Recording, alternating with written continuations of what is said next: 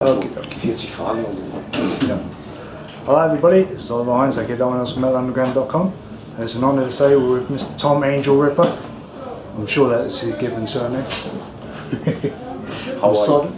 Yeah. And for those of you that weren't here, they just won a fucking amazing show. Really, really fucking good. And I'm not just saying that, it blew my fucking balls off, it was brilliant. The crowd was brilliant, you know.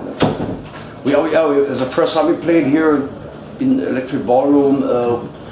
Years ago we played Underworld, a couple of shows in the world. Yeah. That was the same crowd, you know. A lot of punks, that was really sweaty, you know. That was not a big stage, you know, but I like it. I like the contact to the fans, you know, and people spitting back, you know.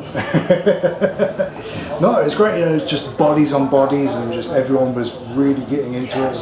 It was great to see. It's very intense, you know. I love this kind of shows. You know. Yeah. We played big show festivals, fucking, you know, bigger stages, you know. But this, I like more, you know. Yeah, it's just big enough that it's kind of grand, but small enough that it's intimate. Yeah. So very good. But of course, one of the places to start with is Partisan is out now, finally. What? Partisan is now released. Yes, it's released. Yeah. And obviously you played the two new songs tonight. And, Yes. Excellent, especially the title track. Yeah, I really love the title. Yeah, that was a track. big question. If you do the new songs, playing both songs in a set list was just 1 hour, you know. Why not? You know, we have to promote the new songs. We want to show the people what we're gonna do next. You know, we want to show the people the direction from next album. You know, whatever.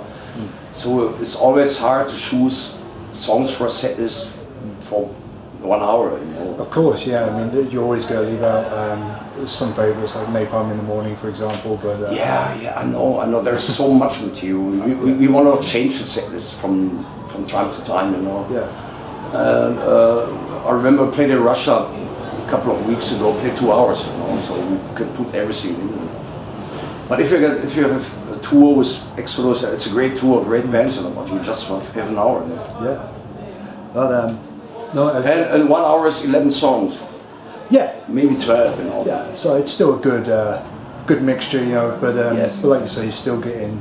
I think the new songs as well. They work excellently with the old songs. It's like it could have been easily from Agent Orange. Or, And these are typical Sodom songs and new songs, you know. yeah. There is nothing special behind it all. It's a typical Frank Blackfire riffing on Partisan. It's the York song from Complex Rage, more crust punk, you know, and it works, you know.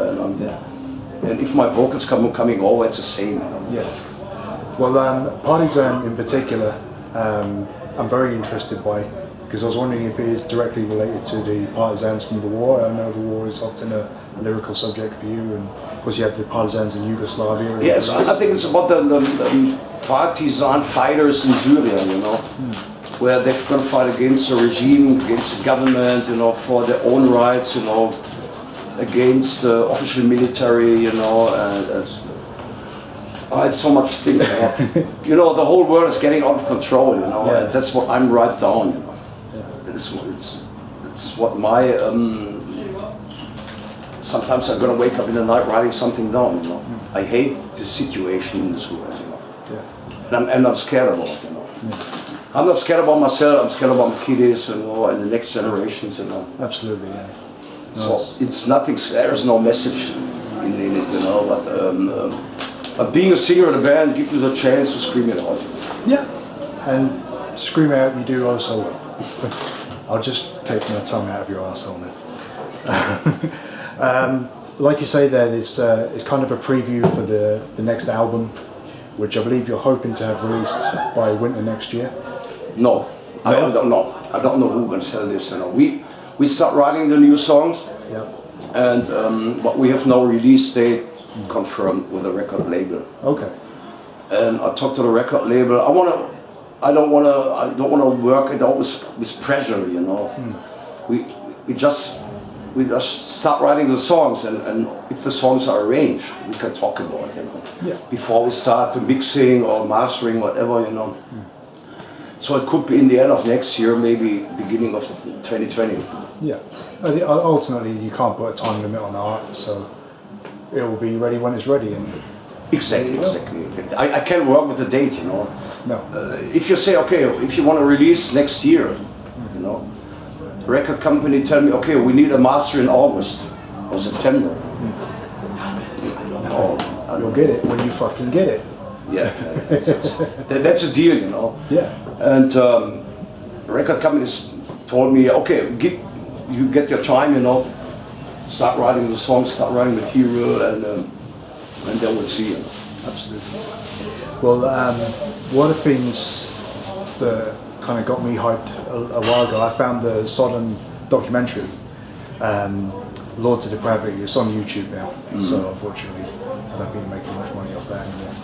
But I was wondering if you're going to follow that up at some point, because so much has happened with the band since. Oh yeah. It would be great to hear more and have another 3 hours of Sodom, why not? I think the first one was the more spectacular because all the lineup changes and all the ex-members and all. And oh yeah, why not? You know, we think about doing a kind of tour story. You know, bringing cameras to Brazil or South America tour, doing something special. You know, but you never can repeat this time. You know, you can't repeat the 80s. You know. No. I think the first one was really good because of the ex-members. You know. Yeah, no, I suppose so. But, so we also think about doing a live recording, live album or live DVD, you know. But I don't want to record a live album in Wacken, for example. No, that is not a bit cliche. You know. I want to looking for a special place, you know. Maybe where never a band played before. You know. Yeah. Something really special, and doing a live album or a live DVD or whatever, you know. That's my dream. But I never think about it. Lords of Depravity Part 3. What can we tell the people? You know? There is nothing. And alright, the lineup change with Sperman and Macca is something people are interested in, you know, and Black Flag coming back, you know, but the story is very short. You know? Yeah, you can tell they're pretty quickly, I guess, you know, the whole movie. But of course, next month now, you're off to the States. You're going to be in 70,000 tons of metal. Oh yes. Which is, I went this year. It was fucking vast. I'm sure. Have you done it before? I've been there a couple of times. Yeah. We played 70,000 tons. There was Butch to Hell. Yeah. That was, but Butch they didn't do it anymore. I don't know why. No, I don't know why they stopped doing that. But, and my drummer Husky said it's not metal. You know, so why not? You know, I want to be together with the band, with the boys from the band, having a good time, relaxing. We have to work all anyway. You know, we're going to do 2 shows, you know, and have to do our job, you know. But hanging up with the band, hanging up with fans, and that is a special of 70,000 tons of metal, you know. Yeah, absolutely. And so you have meet and greet. You go to the bar where the fans are drinking, you know. Yeah. No, it's great for the fans here. It must be great for the fans as well. But while you're over there, you're going to be playing some more shows in America, like down the East Coast while you're over there? No, we have to think about North America too, because it's a long time ago we've been there. You know. Yeah. Time is right. You know. We always have problems with working license, papers, sheet, and all the stuff. You know. Okay. We have to find a serious promoter. You know. That is the thing. You know. Yeah. The promoter going to tell us we can go to America as tourists, you know. We can't. Yeah. We can. When there is a metal festival around, you know, and we come to the border, you know, the people know exactly that we are the band. Exactly. Yeah. Or you get a Sodom fan on the border and say, we can't, you know. So we have to find a serious promoter in America who's gonna help us all doing a good job, you know, and we will go. No, I hope you can make it works in South America, it works in Australia, it works in Russia. It never works in US America. I don't know why. So we are sitting at home, and when we get good offers, you know, we go. Yeah. Having a look at your shirt there, I was wondering, since you are such a fan of new wave British heavy metal, as I've seen you in Tank and Raven and yes.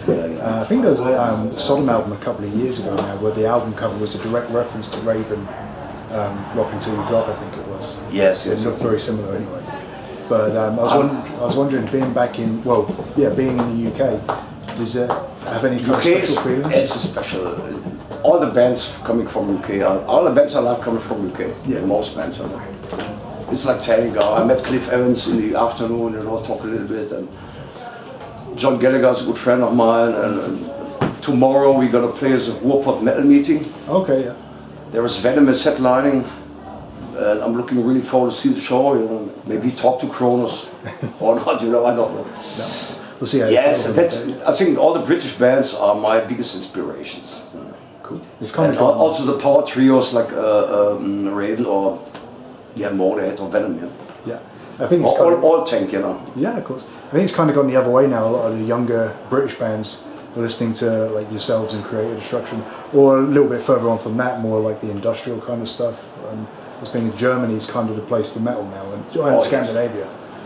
Yeah, and I also think that the new generation of metal fans growing up, they are more interested in the old school bands, in the 80s bands, you know. Yeah, I think so. And that's what we talk about when we think about to take a second guitarist for the band, you know. And people say it's not more so cult, you know, and Sodom is not more power trio, you know.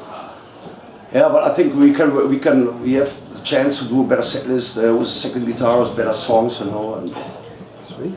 Good. Thank you very much for taking the time to speak to me, Tom. I really do appreciate it. Vielen Dank. hell yeah.